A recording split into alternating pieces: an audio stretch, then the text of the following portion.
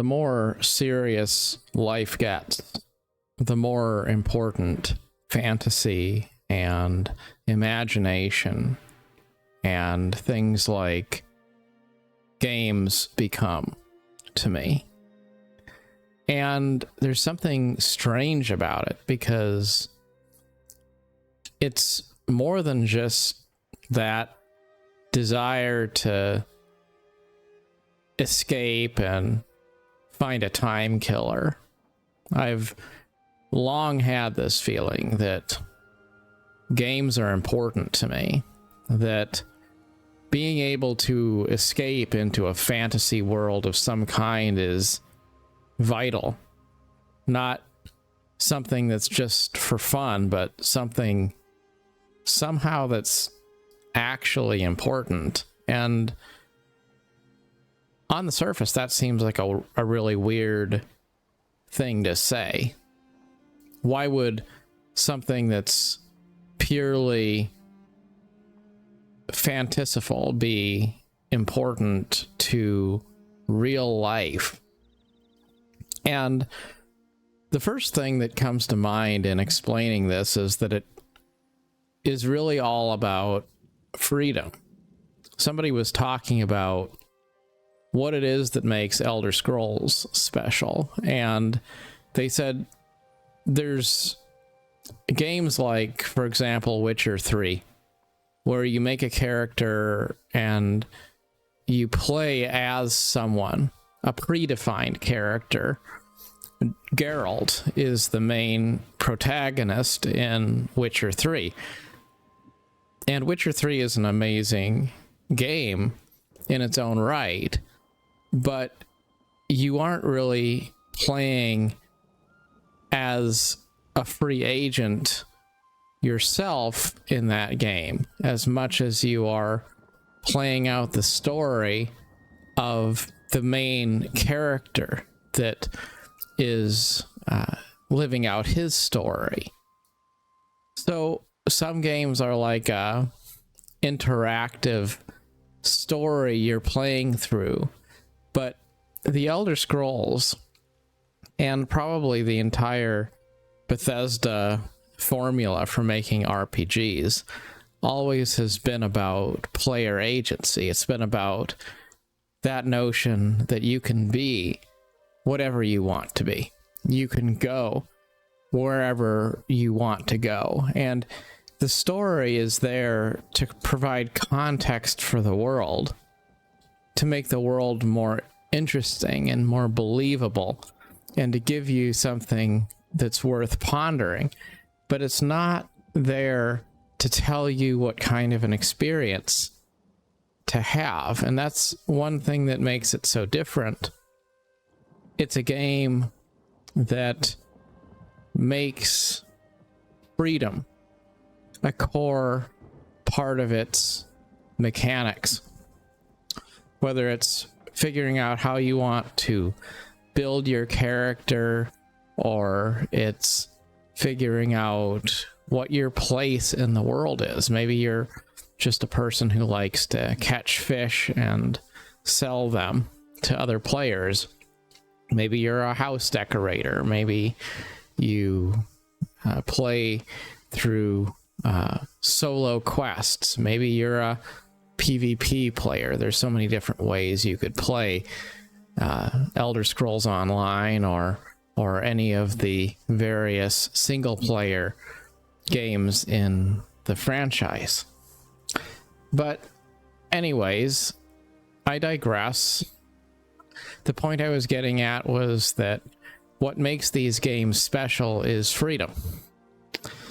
And this morning I was thinking about freedom, and I thought about how you get in your car and you go to work, and you give up your freedom, because for the next number of hours, potentially, you're going to be focusing on something that you are required to focus on to do your job.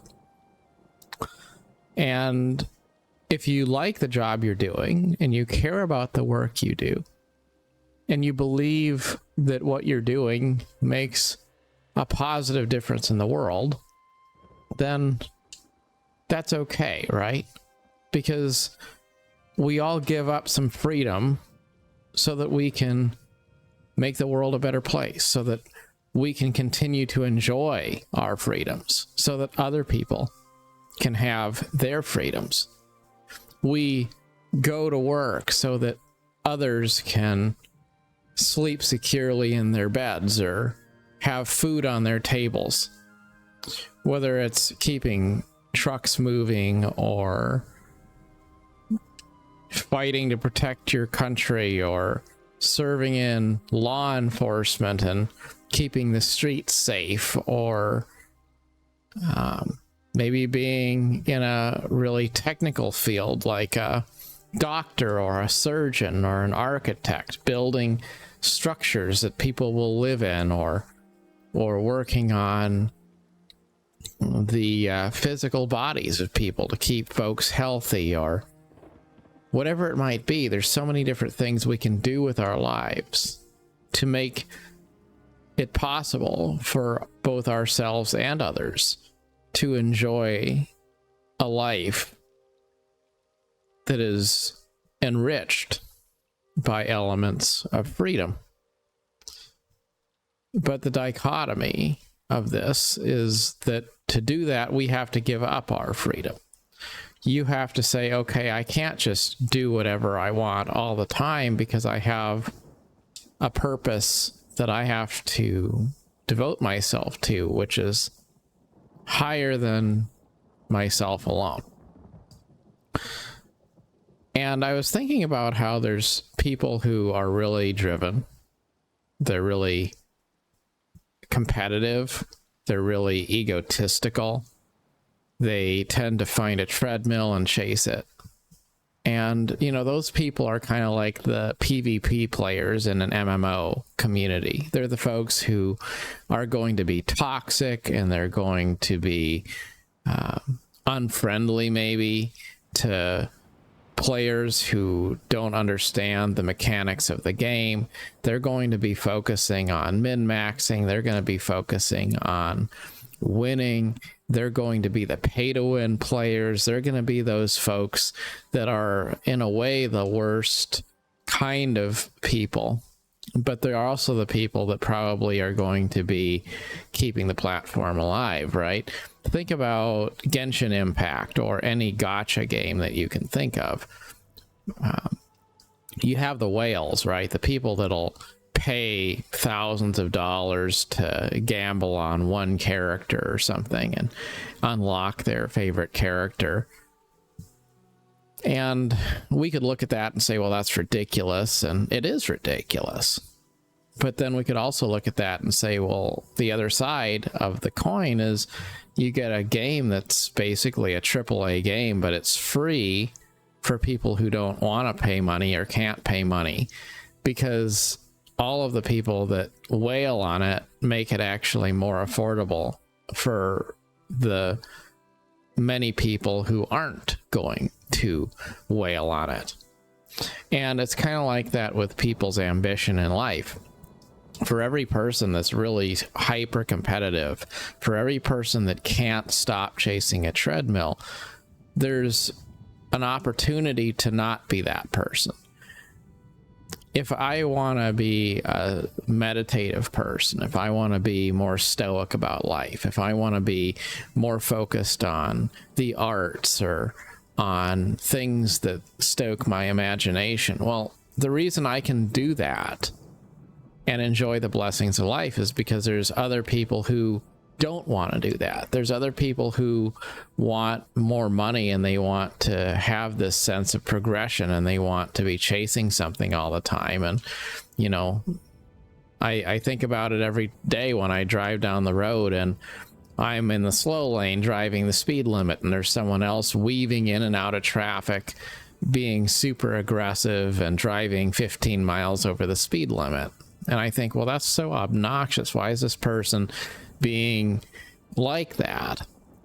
But then I think about how the world kind of needs all different kinds of people in order to have balance. And It's okay.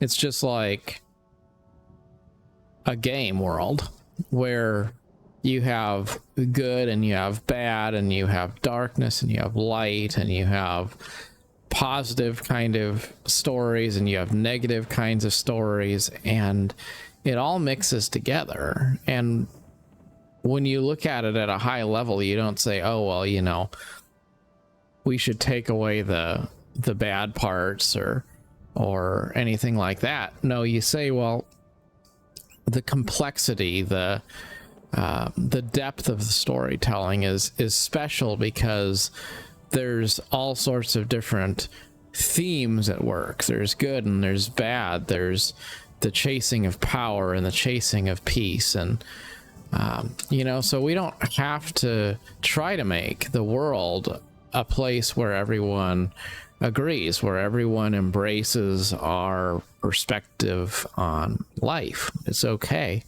It's actually necessary for there to be those agitating forces in life, because when you have somebody who is obsessed with, you know, being the leader, then you can have people who don't want to be the leader, and then it all kind of balances out. There's the yin for every yang and vice versa.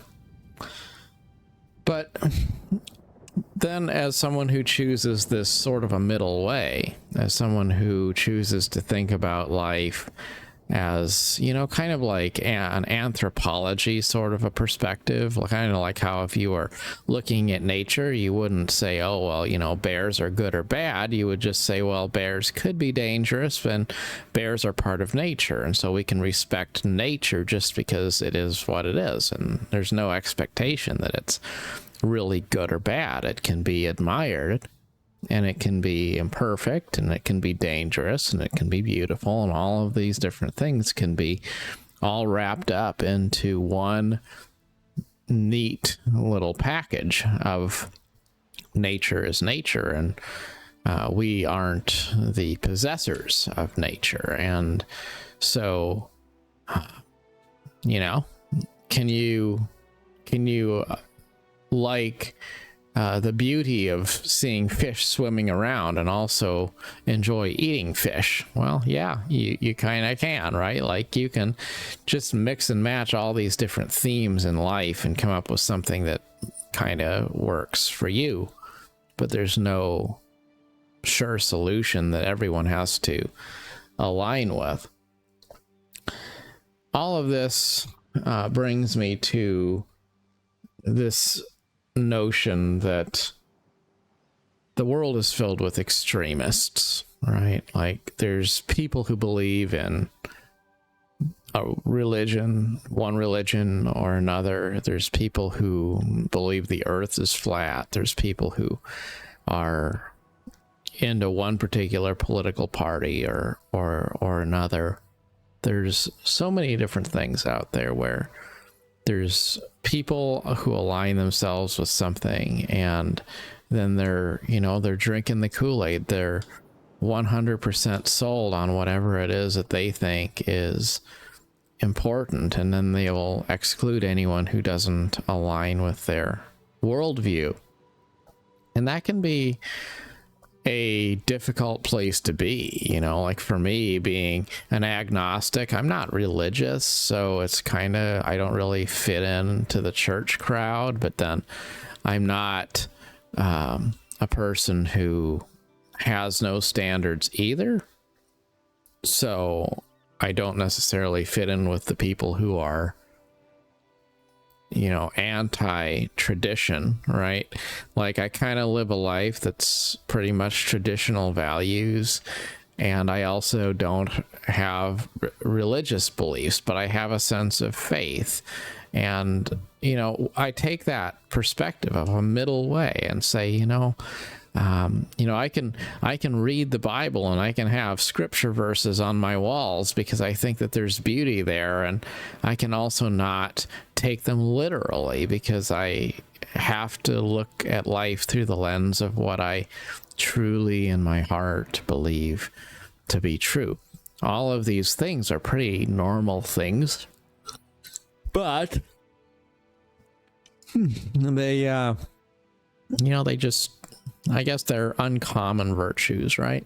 Like, you live your life and you start to realize everyone's kind of an extremist, and if you're in the middle, then you can't fit into any camp, because even if you kind of align with it, you don't align hardcore with it enough to really be able to say you're part of the crowd, you know? But with gaming, especially these open-ended RPGs with a rich lore and fantasy and world building, the beautiful thing about them is that you can truly explore all different kinds of topics, and you can do it in a way that's not hardcore, that's not really partisan. It's not taking a side and saying, well, you can't look at anything else. Like, you wouldn't say, oh, well, you're a Skyrim fan, so it's totally out of bounds. You can never play a different game. Like, if you want to play, I don't know, Red Dead Redemption, and you also want to play Skyrim, and you also want to play some other game that's a different genre, well, I mean, that's fine, right? One particular game you choose isn't a religion you're bound to. Or if we looked at the lore of a franchise like The Elder Scrolls, there's all sorts of things that are inspired by cultures from around the world and religions from around the world and things like that. But then you wouldn't look at any of that stuff and say, oh, well, you have to pick the one correct faction or the one true way, and if you don't, then you're in trouble, right? It's not like that. You can just look at all of it, and all of those different themes can be taken in a way that is serious without taking them too seriously, and that's liberating, to be able to explore different things, to explore any topic, any idea, and to have no real boundaries of what you're allowed to think about or what conclusions you're allowed to reach, just to be free to explore. And I think that's at the core of what makes gaming feel so important to me. It's not just about the arbitrary fun of playing a game that is giving me a dopamine hit. It's not really that. It's that in a world which is so divisive, a world that is so filled with ignorance, a place which is so often divided up by people who have an agenda to push some particular narrative and shut down anyone who thinks about anything that's outside of it. Gaming is sort of a refuge. It's a place where you can explore ideas, and there's nothing that's off the table. And I guess there's other mediums too. Books and written fiction have been ways for people to explore abstract ideas for a very long time. Gaming is just a modern incarnation of that same quest for truth and enlightenment and pondering of the mysterious things in life. But if we were going to wrap it all up and say, what are the takeaways? Well, the first takeaway is that freedom is so very important, because if we don't have a sense of free agency to be free in terms of how we use our bodies and how we use our minds, then we've really lost all there is that's meaningful in life. And then the next thing is that no matter how much you want to say, well, what's right, the truth is that what's right is kind of a relative thing. You know, everyone draws that line in a different place. And so wisdom is being able to say, maybe we don't agree with everything sometimes, and yet we can still care about each other. We can still have a sense that there's nothing wrong. Like, disagreement in terms of how we see the world doesn't need to mean that we don't have a common vision for doing good with our lives and seeing good in all of the different perspectives that we encounter in life. And if people do things that are not good, then we should forgive them, because the world needs all different kinds of people, not just the people who we like because they're going to act or behave the way we do. Not to say there's an excuse for people's ignorance or anything like that, but sometimes you just have to understand that people are human and they're going to have different perspectives, and that's how it is. And yeah, it's messy, but human experience is a messy thing, and yet we've made these great strides to go from the caves to the stars. So we should be reasonably optimistic and believe in the beauty of our dreams. And finally, just what is it that makes life feel meaningful? Well, if you're a person who's a creative, if you're a person who's an artist, then let the people who that say, oh, well, that's stupid that you like some particular thing or whatever it is, you know, let them go chase their treadmills. Let them go off and be important, busy people from the day they're of age until the day they die. Let them do that. But for you, say, you know what? No, I'm not going to do that.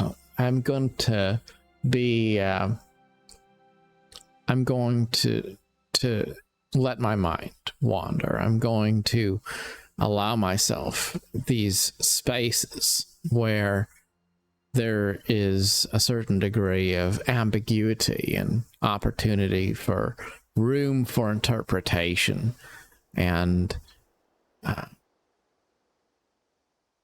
maybe that's reading a book, or maybe it's playing a game, or maybe it's a movie franchise you love. But whatever it is,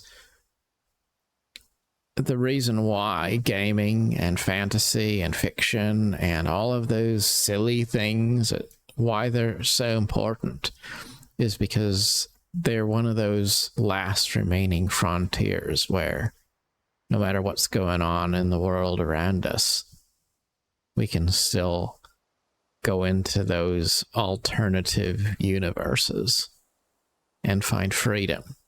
Freedom to be ourselves, and freedom to think about whatever we'd like and however we'd like. And that is the greatest of freedoms, to be able to determine how you interpret and how you think about the world around you. When we explore fictional worlds, we aren't really exploring something that doesn't exist. We're just using symbols, allegories, to explore all the things which do exist. And that's the beauty of doing random things by yourself, I suppose. It's kind of like looking in the water, isn't it? You see your reflection, and you see it best when it's a still pool of water and you don't have a lot of waves. To me, that's what gaming is. It's taking out some of that noise. It's calming the waves, and it's creating that reflecting pool where you can look into the still waters and you can come away with a better understanding of the contents of your own heart. So if there's something in life that seems whimsical, that seems unimportant, and yet you feel like it's important to you, don't push that away and say, oh, well, I've got to do grown-up things. I've got to be serious all the time because, I can't be occupied with childish things. Sometimes the wisest of things are illustrated using the simplest of mediums. So, as always, good luck on your adventure. Till next time, thanks so much for watching.